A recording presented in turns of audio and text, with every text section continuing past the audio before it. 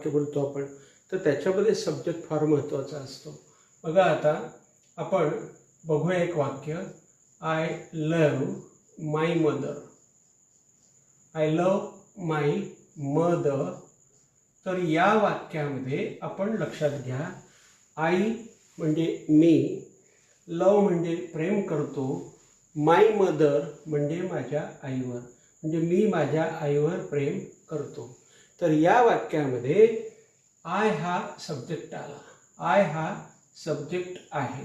कारण काय की या ठिकाणी हा आय आईवर प्रेम करण्याची क्रिया करतो आहे आणि म्हणून तो काय आला, तर तो सब्जेक्ट आला.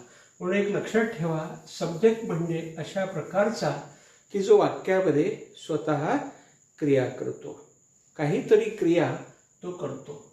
रमेश राईट